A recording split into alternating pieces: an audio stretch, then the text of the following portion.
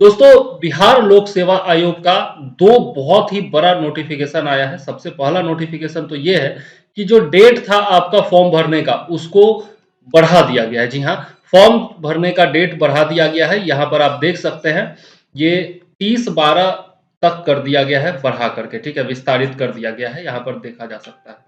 पहले जो फॉर्म भरने का आखिरी डेट था वो था 20 तारीख। जी हाँ, आज ही फॉर्म भरने का आखिरी डेट था 20 दिसंबर को, लेकिन अब इसको बढ़ा करके और 30 दिसंबर कर दिया गया है।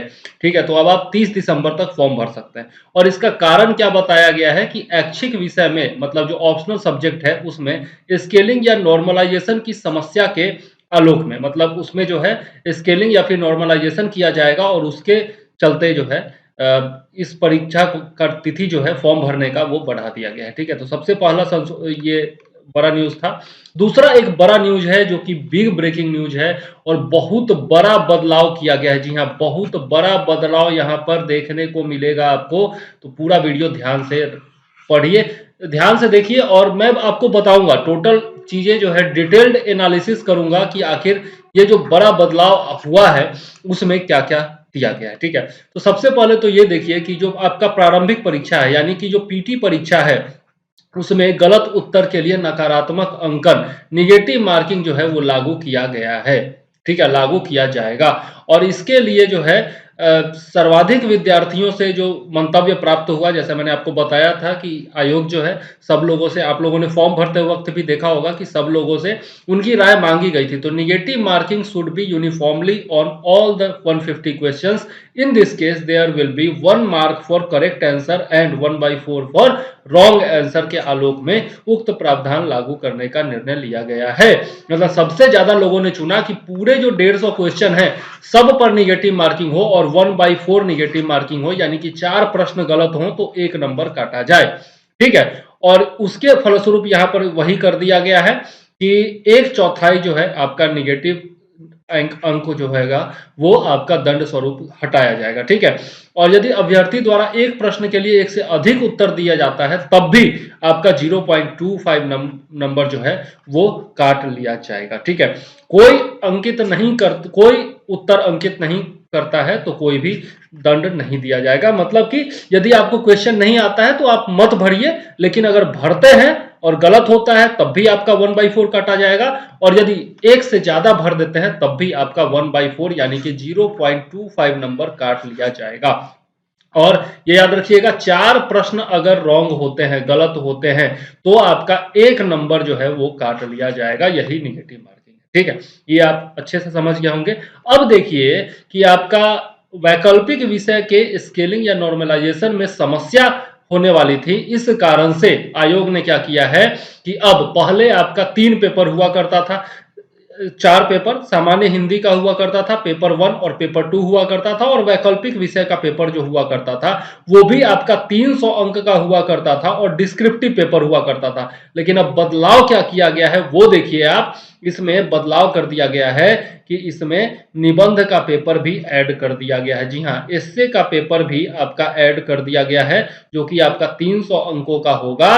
और वैकल्पिक विषय जो है वो एमसीक्यू आधारित कर दिया गया है। जी हाँ, और ये 100 अंक का होगा और 3 घंटे का होगा। तो ये दो बड़े बदलाव किए गए हैं, यहाँ पर आप देख सकते हैं।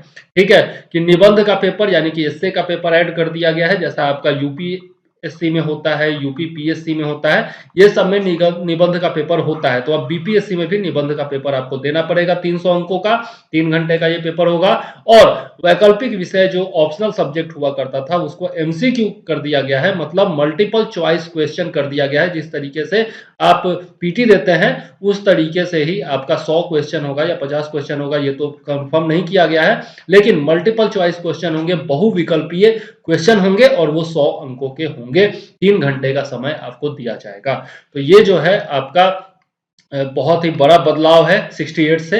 अब ये बदलाव अच्छा है या बुरा है? देखिए, बदलाव जो देखना है तो उसको 2-3 स्टैंडर्ड के हिसाब से देख सकते हैं। देखिए, पहले क्या होता था कि मैथ है या फिर साइंस सब्जेक्ट से जुड़ा हुआ कोई भी आपका ऑप्शनल होता था तो उसमें आपका जो है 90 टू 100% नंबर भी लाना आसान हो जाता था। ठीक है, वैसे वैकल्पिक विषय रखने वाले स्टूडेंट्स के लिए आप देखे होंगे कि पिछले बार का जो टॉपर थे उनको भी लगभग 100% नंबर आ गए थे मैथ ऑप्शनल उनका जो था। ठीक है, और यदि हिस्ट्री जैसा सब्जेक्ट है या फिर ह्यूमैनिटीज का कोई भी सब्जेक्ट है आपका, तो उसमें आपका 60% नंबर लाने में भी पसीना छूट जाया करता था।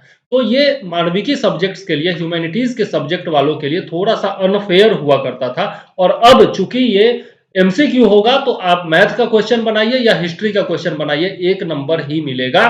तो उसमें क्या होगा, ये एमसीक्यू टाइप होने से ये एक फेयर चांस मिलेगा मानविकी के सब्जेक्ट में, और जो साइंस के सब्जेक्ट है उसमें कोई अंतर अब नहीं रह जाएगा।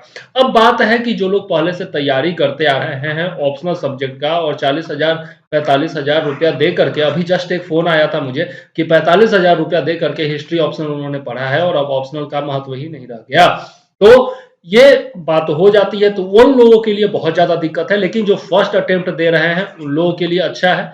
और टाइम भी कम दिया जा रहा है, मतलब फरवरी में आप देख सकते हैं, फरवरी में आपका पीटी होने वाला है और आपका मई में आपका मेंस होने वाला है 68th की यदि बात करें तो टाइम कितना मिल रहा है, टाइम यहाँ पर 40 से 45 दिन का ही मिल रहा था दोनों के बीच में, पीटी और मेंस के बीच में।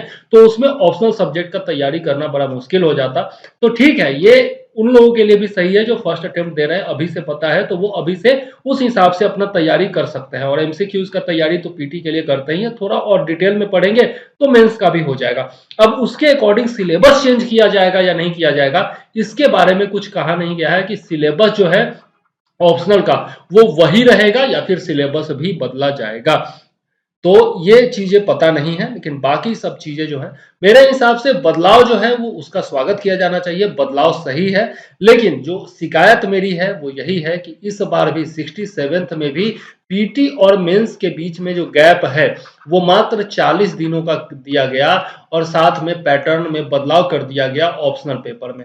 तो ये मुझे शिकायत है कि ये नहीं किया जाना चाहिए था, कुछ दिन 10 से 15 दिन कम से कम और एक्सटेंड कर देना चाहिए था मेंस का एग्जाम डेट। लेकिन खैर अब जो दे दिया है कि 29 से 31 होना है तो यही होगा और उसी हिसाब से तैयारी करनी है। अगर दिक्कत है तो सबके लिए है और दिक्कत नहीं है तो किसी के लिए नहीं है। हालांकि जो पहले से तैयारी करते आए हैं उनके लिए सही रहेगा, लेकिन पिछले एक साल से चूंकि 67th पीटी का डेट बार बार खिसकता रहा है, इसलिए मेंस मोड में लोग तैयारी किए ही नहीं पिछले एक साल से। ठीक है, तो सब लोगों को इससे समस्या जरूर होने वाली है। ठीक है, आगे 68th की यदि बात करें तो बदलाव अच्छे हैं, इसमें नो डाउट, कोई डाउट नहीं है।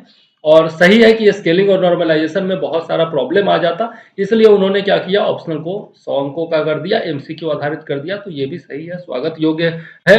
बाकी कुछ लोगों को समस्या हर चीजों से होती है तो होती ही रहेगी। अब आप कमेंट में बताइएगा कि आपको ये बदलाव कैसे लगे, अच्छे लगे या बुरे लगे, क्या लगे क्या नहीं लगे। बहुत सारे लोग हाँ, ये चीज मैं कहूंगा कि निगेटिव मार्किंग जो किया गया है, तो आपका जो ई ऑप्शन था, ई ऑप्शन को हटा देना चाहिए था।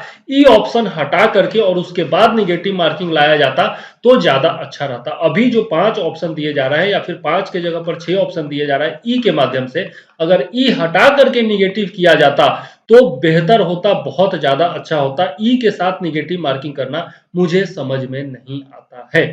ठीक है, तो ये चीज, इस पर मुझे आपत्ति है, बाकी सब कुछ बदलाव सही है। आप लोग कमेंट में बताइएगा आपको बदलाव कैसा लगा, और यदि वीडियो पसंद आता है तो लाइक जरूर करिएगा। ठीक है, अगर आपको मैंने सारी बातें समझाई हैं, सब कुछ समझ में आ गया हो तो लाइक जरूर करिएगा। चैनल पर यदि नए हैं तो सब्सक्राइब कर लीजिएगा और बेल आइकॉन दबा दीजिएगा, घंटी का ऐसा आइकॉन होगा वो दबा दीजिएगा, ताकि ऐसे ही वीडियोज का नोटिफिकेशन आपको लगातार मिलता रहे। साथ ही शेयर जरूर कर दीजिएगा और कमेंट में बताइएगा कि आपको ये विकल्प, ये जो बदलाव है वो कैसे लगे, समझ में आया कि नहीं आया। तो चलिए, इस वीडियो के लिए फिलहाल इतना ही। मैं चंद्रवर्धन लेता हूं आपसे इजाजत। जय हिंद, वंदे मातरम।